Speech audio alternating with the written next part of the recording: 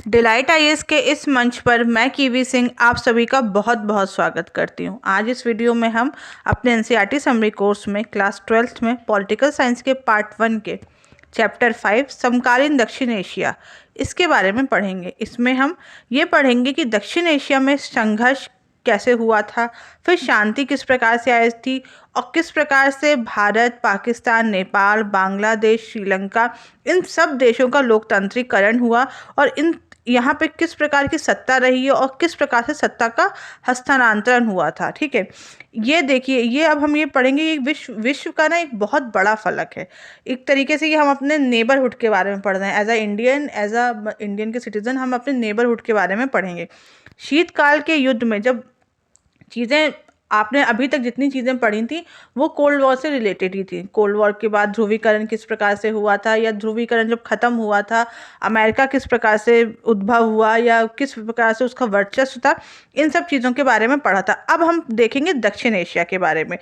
20वीं सदी के आखिरी सालों में जब हमने ये देखा कि भारत और पाकिस्तान परमाणु संपन्न शक्ति बन गई है, तब विश्व की नज़र में हमने ये देखा कि दक्षिण एशिया काफ़ी ज़्यादा फेमस हो चुका है। ठीक है, काफ़ी ज़्यादा लोगों की नज़र में आ गया। यहाँ पे कई प्रकार के विवाद है, सीमा विवाद है, नदी जल का विवाद है, यहाँ पे विद्रोह होते हैं, जातीय संघर्ष होते हैं, संसाधनों को लेकर भी यहाँ पे कई प्रकार का विवाद है। ठीक है, इन सब जगह से, इन सब चीज़ों से हम देखते हैं कि दक्षिण एशिया का इलाका बहुत ही संवेदनशील है। ठीक है, और बहुत सारे विशेषज्ञों का ये भी कहना है कि दक्षिण एशिया अभी तक सुरक्षा के लिहाज से सबसे खतरे की आशंका वाला क्षेत्र है, लेकिन इसके बाद भी यहाँ बहुत सारे लोग हैं।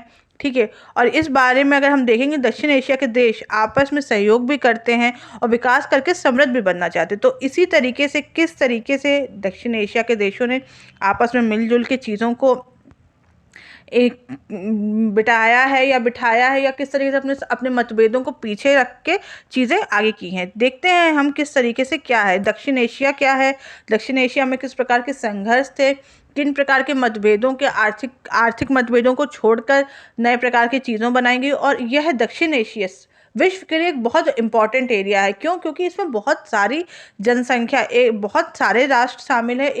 एक उभरती हुई अर्थव्यवस्था के रूप में हम इसको देख सकते हैं। तो हम इन सब चीज़ों के बारे में इस चैप्टर में पढ़ेंगे। अब हम बढ़ते हैं अपने प्रश्न की तरफ। हमारा प्रश्न है, दक्षिण एशिया में कौन कौन से देश आते हैं? भारत, बांग्लादेश, पाकिस्तान, नेपाल, भूटान, मालदीव या श्रीलंका। पाकिस्तान, बांग्लादेश, श्रीलंका, भारत, ईरान, इराक व Verma. Bharat, Bhutan, Sri Lanka, Japan, Korea, Iraq और नेपाल। नेपाल, भूटान, पाकिस्तान, अफगानिस्तान, भारत, मालदीव या इराक। इन सब का उत्तर मैं आपको वीडियो ख़त्म होने पर बताऊंगी। ठीक है, अब हम चलते हैं अपने चैप्टर की तरफ और अच्छे से देखते हैं इन सब चीज़ों के बारे में। ठीक है, दक्षिण एशिया क्या है? देखिए, आप इन मैप में देख सकते हैं आपको किस किस के दिख रहे हैं मैप, फ्लैग। सबसे शुरुआत करते हैं इंडिया से। इंडिया, पाकिस्तान, अफगानिस्तान, नेपाल, भूटान, बांग्लादेश, श्रीलंका, मालदीव। ये जो है ये दक्षिण एशिया का सब शब्द है। इसमें अब हम पहले भारत, पाकिस्तान, पहले इसमें अफगानिस्तान और म्यांमार को शामिल नहीं किया जाता था, लेकिन अब इसे हम एक तरीके से इनको शामिल करते हैं और यह देश आपस में सहयोग और संघर्षों का जो दौर है यहाँ पे चलता रहता है। दक्षिण एशिया की जो भौगोलिक स्थिति है वह यह है कि ये एशिया महाद्वीप में स्थित है। यहाँ पे उत्तर में हिमालय पर्वत, दक्षिण में हिंद महासागर, पश्चिम में अरब सागर और पूर्व में बंगाल की खाड़ी स्थित है। अच्छा, एक और पॉइंट इसमें ये कि चीन को दक्षिण एशिया का देश नहीं माना जाता है। ठीक है, चाइना एक बहुत बड़ा देश है, लेकिन उसको हम दक्षिण एशिया में देश नहीं मानते। दक्षिण एशिया का जो एरिया है ना, जितना भी अर्थ है, वह विविधताओं से पूरा इलाका है। यहाँ पर हर प्रकार की विभिन्नताएं आपको देखने को मिलेंगी। फिर भी भू राजनीतिक धरातल पर हम ये देखते हैं कि यह एक है और एक तरीके से यह कार्य करता है। दक्षिण एशिया में विभिन्न प्रकार के देश हैं। ठीक है, और यहाँ की राजनीतिक प्रणाली कैसी है? अब हम जानते हैं यहाँ की राजनीतिक प्रणाली के बाद। यहाँ की देखिए, राजनीतिक प्रणाली एक जैसी नहीं है। ठीक है, भारत और श्रीलंका में आज़ादी के बाद से ही लोकतंत्र है। ठीक है, और पाकिस्तान और बांग्लादेश में जैसी स्थिति, कभी लोकतंत्र रहा है, कभी सैन्य शासन रहा है। फिर आता है नेपाल में 2006 तक संवैधानिक राजतंत्र था, बाद में वहाँ पे लोकतंत्र की बहाली हुई है। फिर आता है भूटान में राजतंत्र रहा है, पहले उसमें सल्तनत हुआ करती थी, अब वहाँ पे राजतंत्र के बाद सल्तनत आ गई है, सल्तनत के बाद राजतंत्र आ गया। फिर है मालदीव में 1968 तक सल्तनत हुआ करती थी, अब वहाँ पर लोकतंत्र है। दक्षिण एशिया में 5 देशों में लोकतंत्र को व्यापक जन समर्थन हासिल है। दक्षिण एशिया के जो लोग हैं वह लोकतंत्र को अच्छा मानते हैं और जो लोकतंत्र की जो सरकार है उनकी जो संस्थाओं है उनका समर्थन भी करते हैं। दक्षिण एशिया के लोकतंत्र के अनुभवों से लोकतंत्र के बारे में यह बहुत जो प्रचलित भ्रम था, ऐसा लोग कहते थे कि लोकतंत्र सिर्फ विश्व के धनी देशों में ही फल फूल सकता है, इस प्रकार की भ्रांति को खत्म हुई है और ये भ्रम टूट गया है। क्यों?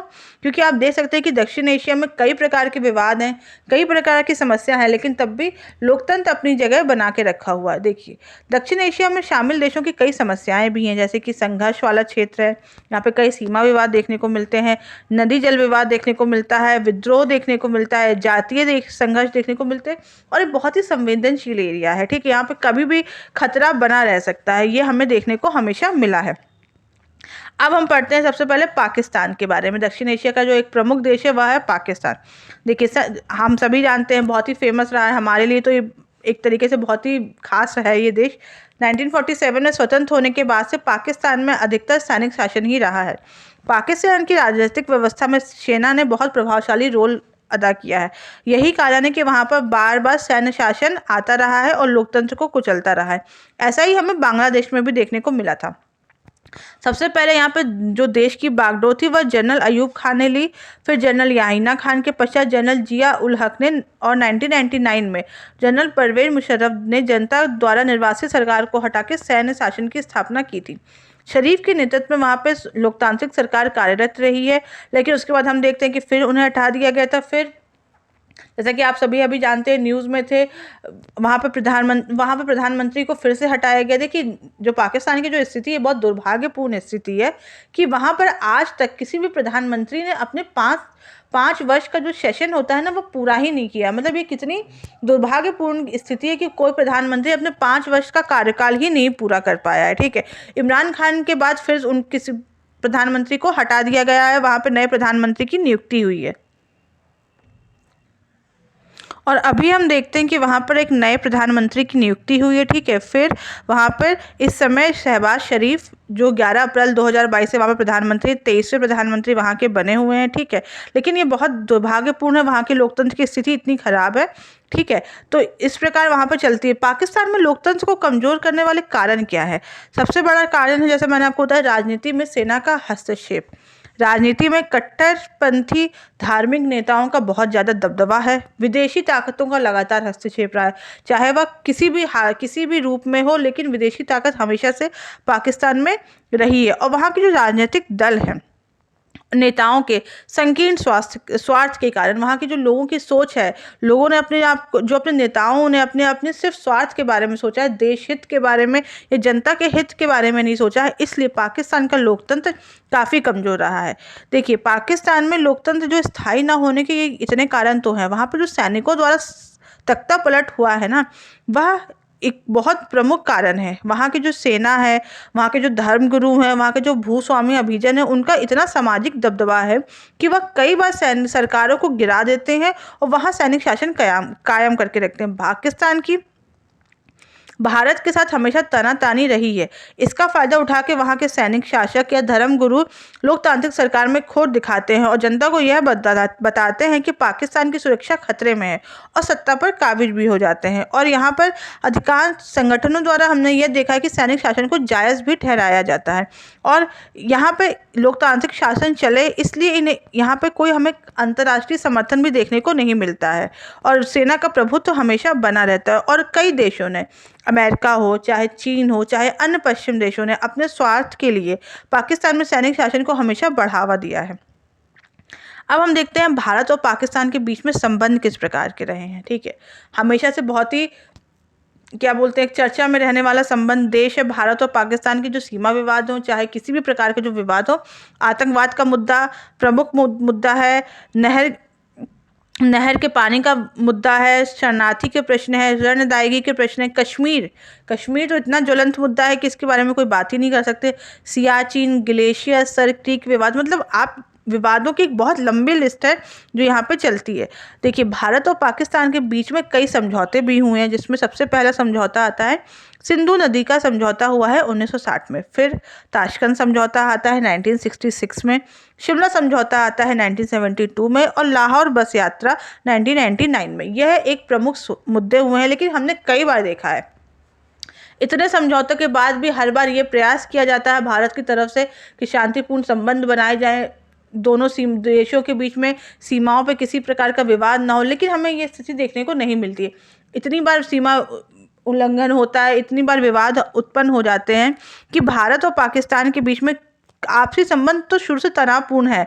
और उसके बाद हमने देखा है कि 1947, 47 और 48, 1965, 1971 और 1999 में वहाँ पर वॉर भी हुआ है। ठीक है, संघर्ष भी हो चुके हैं, जिसकी वजह से स्थिति लगातार खराब होती रही है। और आतंकवाद को जिस तरीके से पाकिस्तान आतंकवाद को बढ़ावा देता है, पाकिस्तान के जो समर्थित जो तालिबान या ऐसे ग्रुप्स हैं जो भारत में आतंकवाद को लगातार बढ़ावा देते हैं, आतंकवादी गतिविधियों को सहयोग करते हैं, इस वजह से भी वहाँ की स्थिति हमेशा संबंधों की खराब रही है।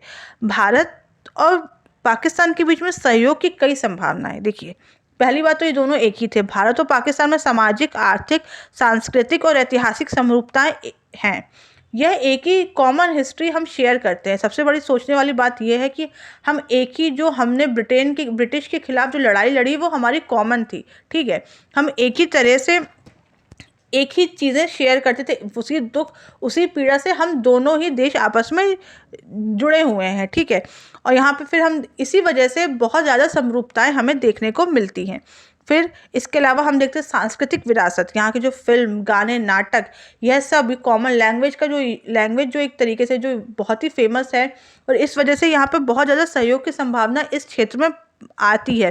खेल क्षेत्र में क्रिकेट, हॉकी, हम देखते हैं भारत पाकिस्तान का मैच हो जाए और मुझे नहीं लगता कि ऐसा कोई होगा जो मैच ना देखना चाहे। ठीक है, तो ये क्रिकेट फैन के लिए तो एक बहुत बहुत अच्छा मौका रहता है मैच देखने का। ठीक, इस ऐसी स्थिति भी देखने को मिलती है। इसके साथ हम देखेंगे व्यापार में कई प्रकार के व्यापार, जैसे कपास का, प्याज, सॉफ्टवेयर इत्यादि, यहाँ पर भी हम देखते हैं कि सहयोग की संभावना रहती है। ठीक है, और अगर भारत और पाकिस्तान के बीच में संबंध अच्छे रहे तो गरीबी उन्मूलन, विकास, लोकतंत्र की दृढ़ता आदि जैसे जो चीज़ें हैं जो बहुत ही इंपॉर्टेंट है, इसमें दोनों देशों के बीच में सहयोग की वृद्धि होगी, और जो कि सामान्य जनता के लिए बहुत ज़रूरी है। ठीक है, अब हम बढ़ते हैं अगले देश की तरफ, वह है बांग्लादेश। बांग्लादेश भी जैसा कि पाकिस्तान के साथ इतिहास रहा है, वैसा ही इतिहास बांग्लादेश के साथ भी रहा है। देखिए, 1947 से 71 तक तो ये पाकिस्तान का अंग था। उसके बाद इसे पूर्वी पाकिस्तान तब कहा जाता था। इसे बंगाल और असम के हिस्सों को काटकर बनाया गया था। बांग्लादेश में बहुदलीय चुनावों पर आधारित प्रतिनिधिमूलक लोकतंत्र अब कायम है, और बांग्लादेश भारत की पूरब चलो नीति का एक हिस्सा है। ठीक है, आपदा प्रबंधन और पर्यावरण के मसले पर दोनों ने निरंतर सहयोग भी किया है, और बांग्लादेश और भारत के बीच में अगर किसी बात में मुद्दा है तो वह गंगा और ब्रह्मपुत्र नदी के लेकर, और उसके बाद हम देखते हैं सबसे बड़ा जो मुद्दा है वो शरणार्थियों के लिए। बांग्लादेश से बहुत इलीगल हमें शरणार्थी भारत में अप्रवासी देखने को मिलते हैं, जिस वजह से यह मुद्दा हमेशा से विवाद में बना रहता है। अब हम देखते हैं कि भारत और बांग्लादेश के बीच में कैसे संबंध है। ठीक है, अंग्रेजी राज के समय से अगर हम देखें, इतिहास में जाएंगे तो बंगाल, जैसे मैंने आपको बताया कि बंगाल और असम के विभाजित हिस्सों से पूर्वी पाकिस्तान का यह क्षेत्र बना हुआ था। ठीक है, पाकिस्तान का यहाँ पर दबदबा न रहा, और यहाँ पर जबरन बंगाली भाषा की जगह उर्दू भाषा थोपा गया, और यहाँ की संस्कृति को नष्ट कर रहे थे वो लोग। ठीक है, इस क्षेत्र के लोग पश्चिमी पाकिस्तान के दबदबे से बहुत परेशान हो गए थे और अपने उस चीज़ों के काफ़ी खिलाफ थे। ठीक है, तब लोगों ने बंगाली संस्कृति और भाषा के साथ किए जा रहे दुर्व्यवहार के खिलाफ विरोध जताना भी शुरू किया, और राजनीतिक सत्ता में भी अपने हिस्सेदारी की मांग की। फिर हम देखते हैं कि इसी स्थिति के बाद हम देखेंगे कि 1970 में जब चुनाव हुए थे तो वहाँ पर शेख मुजीबुर रहमान की नेतृत्व वाली अवामी लीग को पूर्वी पाकिस्तान की सारी सीटों पर विजय मिली थी। ठीक है, और अवामी लीग की संपूर्ण पाकिस्तान के लिए प्रस्तावित संविधान सभा में बहुमत भी हासिल हो गया था, लेकिन सरकार पर पश्चिमी पाकिस्तान के नेताओं का इतना ज़्यादा दबाव था कि लोकसभा ने इस सभा को आहूत करने से ही इनकार कर दिया। ठीक है, और उस शेख मुजीब को गिरफ्तार भी कर लिया था, और हजारों लोग यहाँ पे जब ये स्थिति आई तब वहाँ पे जो जनरल याहिया खान थे, उन्होंने सैनिक शासन में पाकिस्तान सेना ने बंगाली जनता के आंदोलन को कुचलने का भी प्रयास किया और कई लोगों को मारा। ठीक है, इसकी वजह से कई पूर्वी पाकिस्तान के लोग भारत पलायन कर गए और भारत के सामने शरणार्थियों को संभालने की समस्या आ पड़ी थी। ठीक है, तब भारत की सरकार ने पूर्वी पाकिस्तान के लोगों की आज़ादी की मांग का समर्थन किया और उन्हें वित्तीय और सैन्य सहायता प्रदान की, जिसके फलस्वरूप हम देखते हैं कि 1971 में भारत और पाकिस्तान के मध्य युद्ध हुआ और युद्ध की समाप्ति पूर्वी पाकिस्तान में पाकिस्तानी सेना के समर्पण और एक स्वतंत्र राष्ट्र के निर्माण से हुई। ठीक है, तब बांग्लादेश ने अपने आप को संविधान बनाया और एक धर्मनिरपेक्ष लोकतांत्रिक समाजवादी देश की घोषणा की। तो एक तरीके से ये स्थिति बनी हुई है। अब देखते हैं भारत और बांग्लादेश के बीच में क्या संबंध है। सकारात्मक संबंध देखते हैं कि पिछले 10 वर्षों से यहाँ के जो संबंध है वह काफी मजबूत हुए हैं और बांग्लादेश भारत की पूर्व देखो नीति का एक हिस्सा है। आपदा प्रबंधन, पर्यावरण और व्यापार में एक दूसरे का सहयोग कर रहे हैं। नकारात्मक मुद्दों पे आते हैं तो गंगा और ब्रह्मपुत्र के बीच में जल की हिस्सेदारी को लेकर मतभेद बना हुआ है। भारत में एक अवैध प्रवासियों की जो घटना है वह लगातार बढ़ती चली जा रही है और उनकी संख्या भी लगातार बढ़ती जा रही है, जिसका बांग्लादेश हमेशा खंडन करता है। हम ये देखते हैं कई प्रकार के भारत विरोधी कट्टरपंथी आंदोलन का जो की शुरुआत है वह बांग्लादेश की जमीन से भी होती है। ठीक है, और सेना को पूर्वोत्तर की तरफ जाने का रास्ता भी नहीं दिया जाता है कई बार, और म्यांमार को बांग्लादेश के इलाके से होकर भारत की प्राकृतिक गैस का निर्यात न करने देना एक प्रकार के नए मुद्दों में आया है। अब हम आते हैं नेपाल के बारे में। नेपाल एक हिंदू राज्य था, फिर भी आधुनिक कई सालों से यह एक संवैधानिक राजतंत्र रहा है। नेपाल में कई वर्षों तक संवैधानिक राजतंत्र ने सफलतापूर्वक शासन किया है, लेकिन आम जनता और नेपाल की राजनीतिक पार्टी ने 1990 में यहाँ पे लोकतांत्रिक संविधान की मांग की। ठीक है, और अनेक भागों में माओवादी राजतंत्र सत्ताधारी के खिलाफ विद्रोह भी हुए थे और 2002 में राजा ने संसद को भंग करके लोकतांत्रिक शासन समाप्त कर दिया। 2006 में लोकतांत्रिक समर्थक राजा ज्ञानेंद्र ने संसद को बहाल किया और 7 दलों के गठबंधन से वहां पर नेतृत्व किया। हम ये देखते हैं कि 2001 से 2005 तक माओवादियों ने खूनी गृह युद्ध जारी कर रखा था, जिसके कारण 2005 में वापस जो वहाँ पे राजा ज्ञानेंद्र थे उन्हें पूर्ण राजशाही दे दी गई थी और जिसे सन 2006 में अंतर्राष्ट्रीय दबाव के कारण उन्होंने पुरानी संसद को वापस बहाल कर दिया। नेपाल में लोकतंत्र की बहाली में 3 महत्वपूर्ण घटनाएं हुई थी। पहली, एक संसद ने राजा ज्ञानेंद्र के सारे अधिकार छीन लिए। दूसरी, संसद सर्वोच्च होगी। और तीसरा, माओवादियों ने अंतरिम सरकार में शामिल होने का फैसला लिया था। सन 2006 में हम देखेंगे कि वहाँ पर गिरिजा प्रसाद कोइराला वहाँ प्रधानमंत्री बने हैं और माओवादी समूह ने सशस्त्र संघर्ष को छोड़कर शांति समझौते पर भी हस्ताक्षर कर दिए थे। उसके बाद 2008 में नेपाल राजतंत्र को खत्म करने के बाद वहाँ पर लोकतांत्रिक गणराज्य बना है। 2014 में 11 फरवरी में वहाँ पर सुशील कोइराला ने प्रधानमंत्री पद की शपथ ली और वर्तमान में वहाँ पर राष्ट्रपति विद्या देवी भंडारी हैं और 2015 में नेपाल ने अपना नया संविधान भी अपनाया था। और इस समय वहाँ पे हमने ये देखा कि पुष्प कमल दहल जो कि माओवादी तंत्र से आते हैं, उनकी जो वह इस समय प्रधानमंत्री वहाँ पर हैं। ठीक है, उन्होंने अभी दिसंबर 22 में उन्होंने शपथ ली है। ठीक है, तो ये स्थिति नेपाल की बनी हुई है। अब हम जानते हैं कि भारत और नेपाल के बीच में किस प्रकार के संबंध हैं। भारत और नेपाल के बीच में संबंध हमेशा से मधुर ही रहे हैं। दोनों के देशों के बीच में एक संधि हुई है जिसके तहत दोनों देशों के नागरिक एक दूसरे के देश में बिना पासपोर्ट और वीजा के आ जा सकते हैं और काम भी कर सकते हैं। खास संबंधों के बावजूद हमने ये देखा है कि दोनों देशों के बीच में व्यापार को लेकर कई मनमुटाव हुए हैं। बहरहाल भारत नेपाल के संबंध एकदम से मजबूत और शांतिपूर्ण है। विभेदों के बावजूद दोनों देशों में व्यापार, वैज्ञानिक सहयोग, साझे प्राकृतिक संसाधन, बिजली उत्पादन और जल प्रबंधन के मामले में यह एक साथ हैं। और जब से लोकतंत्र की बहाली हुई है उस तरीके से हम देख सकते हैं कि वह संबंध मजबूत ही हुए हैं।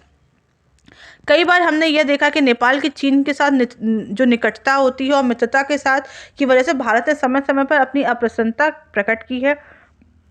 नेपाल सरकार भारत विरोधी तत्वों के विरुद्ध आवश्यक कदम नहीं उठाती है, जिस वजह से भी भारत कई बार अप्रसन्न रहा है। नेपाल के लोगों का यह सोचना है कि भारत की जो सरकार है वह नेपाल के आंतरिक मामलों में हस्तक्षेप कर रही है और जिस वजह से वह लोग काफ़ी बार परेशान भी होते हैं और चारों तरफ से स्थल से घिरे हुए नेपाल को यह लगता है कि भारत उसको अपने भूभाग के क्षेत्र से होकर समुद्र तक पहुंचने से रोकता है। ठीक है, तो ये एक तरीके से जो स्थिति है, ज़्यादातर यहाँ पे शांतिपूर्ण ही स्थिति बनी रही। कई बार हमें थोड़े बहुत छोटे विवाद देखने को मिल जाते हैं। अब हम आते हैं अगले, जो अपना निकटतम देश है वह है श्रीलंका। श्रीलंका का पुराना नाम सिलोन है। इसको 1948 में स्वतंत्रता प्राप्त हुई थी, हमारे स्वतंत्रता के 1 साल बाद। यह एक सफल लोकतंत्र और सामाजिक आर्थिक क्षेत्रों में एक अच्छी स्थिति के बावजूद सिंगली और तमिल समुदायों के बीच में जातीय संघर्ष का शिकार रहा है। श्रीलंका की स्थिति क्या रही है आप सभी को पता है। पिछले वर्ष वहाँ पे कई प्रकार के विवाद हमें देखने को मिले हैं। ठीक है, लेकिन उससे पहले हम इतिहास के बारे में जानते हैं। सिंगली जो है वह श्रीलंका के मूल निवासी हैं और तमिल जो भारत से जाके श्रीलंका में बसे हैं। इस वजह से हम वहाँ देखते हैं कि कई प्रकार के वहाँ पर हमें ये संघर्ष देखने को मिलते हैं। ठीक है, यह श्रीलंका के उत्तरी और पूर्वी प्रांतों में तमिल यहाँ से जाकर बसे हुए हैं, जो कि 18% भाग है। श्रीलंका की स्वतंत्रता के बाद बहुसंख्यक सिंहलियों ने धर्म और भाषा के आधार पर एक नए राज्य के निर्माण का प्रयास शुरू किया, जिसका स्वाभाविक रूप से तमिलों ने विरोध किया। इसके बाद हम ये देखेंगे कि श्रीलंका की सरकार ने सिंगलियों के लिए नौकरी और शिक्षण संस्थाओं द्वारा सुविधाओं पर की व्यवस्था की, जबकि तमिलों को इनसे वंचित रखा। कई बार हम ये देखेंगे कि तमिलों के प्रति भेदभाव और उपेक्षा की नीति रखी गई, जिससे तमिल संगठित हुए और 1983 में तमिल उग्रवादियों ने तमिल लिबरेशन टाइगर्स नामक संगठन बनाया। इस संगठन ने हिंसात्मक कार्रवाई करना शुरू कर दी और सरकार से सीधे संघर्ष की ठान ली। धीरे धीरे श्रीलंका में जातीय संघर्ष तेज होने लगे और विस्फोटक और व्यापक हत्याएं भी लगातार बढ़ने लगी।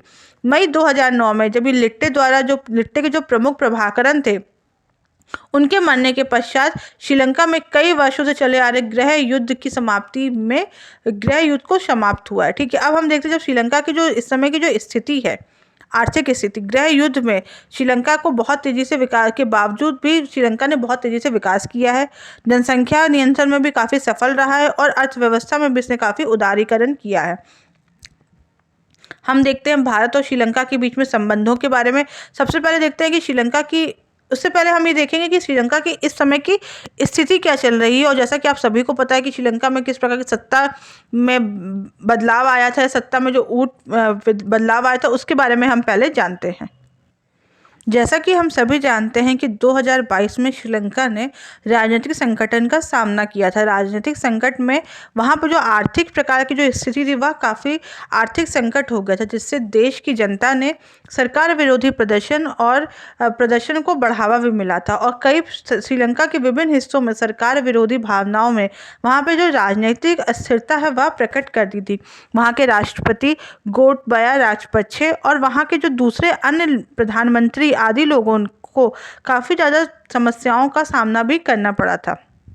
यह राजनीतिक संगठन हम देखेंगे कि 3 अप्रैल 2022 से शुरू हुआ था, जब प्रधानमंत्री राजपक्षे के अवसान के साथ दूसरे गोटबाया राजपक्षे कैबिनेट के 26 सदस्यों ने सामूहिक रूप से इस्तीफा दे दिया था। ठीक है, और उसके बाद हम ये देखते हैं कि वहाँ लगातार स्थिति बदल गई थी। देश को चलाने के लिए तत्काल चुनाव की मांग बढ़ रही थी, लेकिन यह स्थिति इतनी खराब थी कि वहाँ पर जो कागज़ की इतनी कमी हो गई थी और चुनाव के खर्चे भी नहीं कर सकते थे। ठीक है, अगर हम इनकी पृष्ठभूमि पे देखेंगे तो 2019 में के बाद से ही हमें वहाँ की स्थिति लगातार खराब होती दिख रही थी। फिर उसके बाद हम ये देखते हैं कि जिस प्रकार से कोविड आया था, उसके बाद स्थिति में और आर्थिक स्थिति में लगातार खराबी आती चली गई थी। सितंबर 2021 में सरकार ने आर्थिक आपातकाल की भी घोषणा की थी, क्योंकि वहाँ की जो राष्ट्रीय मुद्रा थी वह लगातार गिर रही थी और जो पर्यटन है वो वहाँ पे बहुत बड़ा रोल निभाता है। लेकिन महामारी के प्रतिबंध के कारण वहाँ की स्थिति लगातार बिगड़ती चली गई थी, जिससे देश की आय में लगातार कमी आ रही थी। और आप समझ सकते हैं जो आवश्यक वस्तुएं थी उनके दाम इतने ज़्यादा बढ़ गए थे कि लोगों को बहुत ज़्यादा नुकसान भी आने लगा था। और सरकार ने उस समय जो वहाँ की मीडिया पे थी उन पे जनता के बीच में अनावश्यक भय पैदा करने का आरोप लगाया और किसी भी प्रकार की कमी के बारे में इनकार कर दिया। लेकिन देखिए, जैसा कि आप सभी को पता ही है कि कितने दिनों तक कोई चीज़ें सही रहेंगी। उसके बाद हम देखते हैं लगातार वहाँ पे अर्थव्यवस्था तो वहाँ की बिल्कुल ख़राब हो गई थी। आर्थिक स्थिति लगातार ख़राब होती चल रही थी। प्रदर्शनकारियों ने सरकार द्वारा अर्थव्यवस्था के कुप्रबंधन पर गुस्सा और नाराजगी के लिए सड़कों पर उतर गए थे। मतलब वह इतना ज़्यादा लोग परेशान हो गए थे कि लोग सड़कों पर उतर गए और राष्ट्रपति से अनुरोध किया कि राजनीतिक परिवर्तन के लिए वह तुरंत पद को छोड़ें, लेकिन उन्होंने ऐसा करने से इनकार कर दिया और वह सिंगापुर भाग गए और बाद में 14 जुलाई को उन्होंने इस्तीफा दे दिया। उसके बाद हम ये देखते हैं कि यह स्थिति ऐसी ही बनी रही और कई टाइम तक वहाँ पर ऐसी ही स्थिति देखने को मिली रही है। और उसके बाद हमने यह देखा कि जब 9 जुलाई 2022 में जब उनके घरों पर धावा बोले जाने लगा, उस समय गोटबाया और विक्रमसिंघे दोनों ने राष्ट्रपति और प्रधानमंत्री से अपने पदों पर इस्तीफा देने के लिए सहमत हुए हैं और फिर वह यहाँ से चले गए थे और कहीं किसी को पता नहीं चला था। फिर 13 जुलाई की सुबह हमें यह देखने को मिलता है कि राजपक्षे वहाँ की जो वायुसेना है उसके माध्यम से मालदीव गए और उन्होंने ये कहा कि वह ये जो पद है उस पर अब रहने के असमर्थ है और इस स्थिति में वहाँ पर उनको हटा दिया गया था। अब देखते हैं कि हम वहाँ पर 15 जुलाई को उसके बाद वहाँ नए राष्ट्रपति का चुनाव हुआ है जिनका नाम है रनिल विक्रमसिंघे। उन्होंने राष्ट्रपति के पद के रूप में शपथ ली और गोटबाया राजपक्षे के कार्यकाल को पूरा करने के लिए 20 जुलाई 2022 के गुप्त मतदान में श्रीलंका की संसद द्वारा एक राष्ट्रपति का चुनाव किया गया। विक्रमसिंघे ने अपने प्रमुख प्रतिद्वंदी दुलूस को 134 मतों से हराया और राष्ट्रपति बन गए। ठीक है, तो 22 जुलाई को विक्रमसिंघे ने महाजन एक के नेता और श्रीलंका पोर्टुना पेरमुना के सांसद दिनेश गुणवर्धने को नए प्रधानमंत्री के रूप में नियुक्त किया है। तो इस समय यह स्थिति चल रही है, मतलब वहाँ पे काफ़ी ज़्यादा राजनीतिक संकट देखने को मिला था और इसकी स्थिति आर्थिक अर्थव्यवस्था के कारण थी। अब हम जानते हैं कि भारत और श्रीलंका के बीच में किस प्रकार के मतभेद हैं और किस प्रकार की समस्याएं हैं। सबसे पहला मुद्दा है जो कि आप सभी को पता है कि राष्ट्रीय सीमा का जो उदाहरण है या समुद्री सीमा की जो समस्या है वह आ जाती है। भारत और श्रीलंका के बीच में मात्र 35 किलोमीटर चौड़ा पाक जल संयोजन यानी कि पाक स्ट्रीट है। ठीक है, दोनों देशों के बीच में इतने अधिक पास होने की वजह से दोनों देशों के बीच में समुद्री सीमा के निर्धारण के लिए हमेशा समस्या उठती रही है और दोनों देशों के इससे संबंधों में भी उतार चढ़ाव आते रहे हैं। दूसरी समस्या में आता है तमिल समस्या। तमिल भारत समस्या बहुत महत्वपूर्ण हुई है। श्रीलंका समस्या में ये बहुत महत्वपूर्ण निर्धारक तत्व है। यहाँ इसी वजह से भारत और श्रीलंका के संबंधों के बीच में उतार चढ़ाव आता रहता है। श्रीलंका का पश्चिमी देशी की तरफ जो लगातार झुकाव है, जिससे कई बार भारत कई विवादों में असहमति दिखाता है या कई प्रकार से उन्हें असंतुष्ट भी देखने को मिलता है। ठीक है, और इसके साथ साथ वह सीटों का भी सदस्य बना रहा है, जिस वजह से भारत और पाकिस्तान के बीच में संबंध कई बार विवादपूर्ण हो जाते हैं। अब हम जानते हैं अपने नए देश के बारे में जो पड़ोस में है उसके बारे में जानते हैं, मालदीव के बारे में।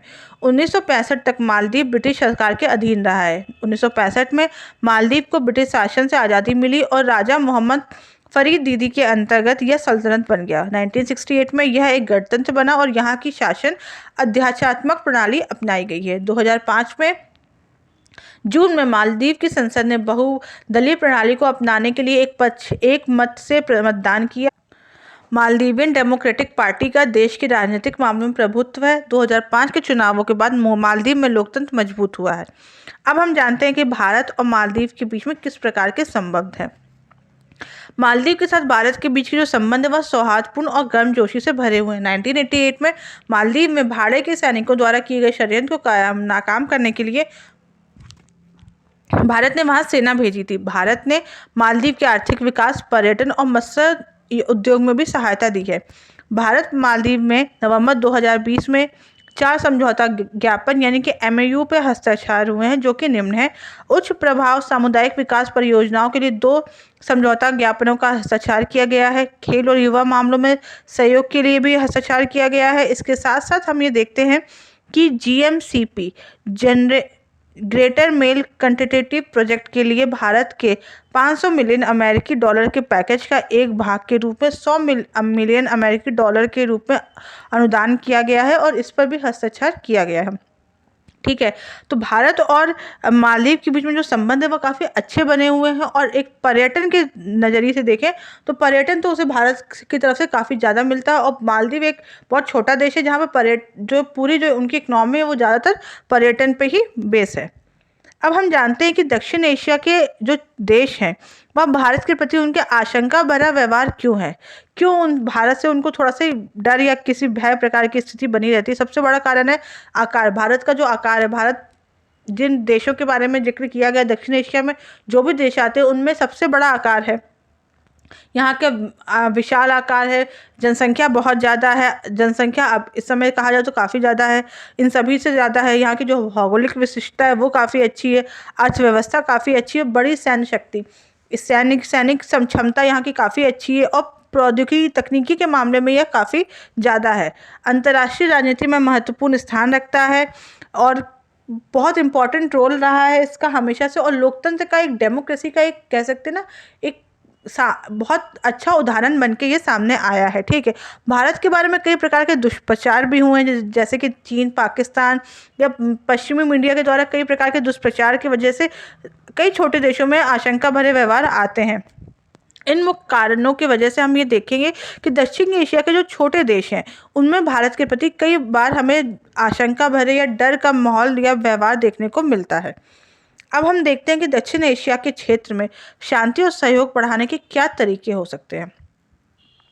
दक्षिण एशिया के सभी देश मुक्त व्यापार पर सहमत हो। मुक्त व्यापार सहमत हो, व्यापार जब अच्छा रहेगा, जब आर्थिक स्थिति अच्छी रहेगी तो यह नेचुरली सहयोग या क्या बोलते हैं उसकी जो अर्थव्यवस्था है उसको मजबूत करेगा, और जो गरीबी वाली स्थिति, भुखमरी की स्थिति दक्षिण एशिया में देखने को मिलती है वह नहीं मिलेगी। सभी देश अपने विवादों को शांतिपूर्ण प्रयासों से हल करने का प्रयास करें। देखिए, किसी भी प्रकार, जैसा कि हमेशा कहा गया है कि विवाद शांति से ही हल होते हैं, उनको सीमा विवाद हो, चाहे नदी जल का विवाद हो, किसी भी प्रकार का विवाद हो, आप शांति से बैठें, इसके बारे में बातचीत करें। किसी भी प्रकार का फोर्स, आतंकवादी घटनाओं, सेना का सहयोग ना लेके हुए किसी भी शांति से सहयोग करने का प्रयास करें। गैर इलाकी शक्तियों को इन क्षेत्रों से अलग रखने का प्रयास किया जाना चाहिए। एकीकृत बाजार का गठन करना चाहिए और आपसी व्यापार में वृद्धि करनी चाहिए। दक्षिण एशिया के कई देशों में राजनीतिक स्थिरता का अभाव है, यह स्थिरता कायम करने की आवश्यकता है। देखिए, जैसे कि हम पाकिस्तान देख चुके हैं, ठीक है, हमने अभी श्रीलंका की स्थिति देखी, इसके साथ साथ हम देखते हैं नेपाल में भी अभी नए पीएम बने हैं, ठीक है, तो यहाँ वहाँ की भी स्थिति लगातार गड़बड़ होती चलती है। अफगानिस्तान की स्थिति सभी को पता है। तो दक्षिण एशिया का जो ये स्थिति है ना, ये राजनीतिक स्थिरता का अभाव है बहुत ज़्यादा। सबसे प्रमुख समस्या है आतंकवाद की। आतंकवाद की समस्या से सभी पीड़ित हैं, ठीक है, तो इसको समाप्त किया जाना चाहिए। अपनी जो समस्याएं हैं इनको मिलजुल कर समझाना चाहिए और हल करनी चाहिए। इसी से यहाँ पे जो निर्धनता है और जो बेरोजगारी है वह समाप्त होगी। जब आर्थिक क्षेत्र में जब बढ़ावा मिलेगा तो कई प्रकार की स्थितियाँ भी अच्छी होंगी। तो दक्षिण एशिया एक तरीके का बहुत बड़ा एरिया कवर करता है, ठीक है, मतलब वर्ल्ड का बहुत बड़ा एरिया। अगर इन सबसे बड़ी जो यही हो सकता है कि जो बहुत बड़ा फ्लॉ है यहाँ पर, कि इनके देशों के बीच में आपस में ही सहयोग की भावना हमें नहीं देखने को मिलती है। अगर दक्षिण एशिया के सभी देश एक संगठित होकर एक तरीके से सहयोग देंगे तो हम देख सकते हैं कि हम एक बहुत बड़ा रोल अपना वर्ल्ड की इकनॉमी में, यूएन में अपना दे सकते हैं, जिस वजह से हमारी भी पैठ होगी वहाँ पे, लोग आप हमें सपोर्ट करेंगे या एक तरीके से लोग आपकी तरफ अच्छी नज़र से भी देखना शुरू कर देते हैं, ठीक है। ये आपके, हमारी जनता के लिए, सभी के लिए ये बहुत ज़रूरी है। तो आज की वीडियो में बस इतना ही। अब आते हैं आज के प्रश्न की तरफ। तो आज का प्रश्न था कि दक्षिण एशिया में कौन कौन से देश हैं। तो भारत, बांग्लादेश, पाकिस्तान, नेपाल, भूटान, मालदीव और श्रीलंका, यानी कि पहला ऑप्शन, यह सब दक्षिण एशिया में आते हैं और चीन दक्षिण एशिया में नहीं आता है। तो आज के वीडियो में बस इतना ही। अगर आपको इस वीडियो से रिलेटेड कोई भी डाउट हो तो आप मुझे कमेंट बॉक्स में बताएं, और फ्री PDF के लिए हमारे टेलीग्राम ग्रुप से जुड़ें। Thank you so much.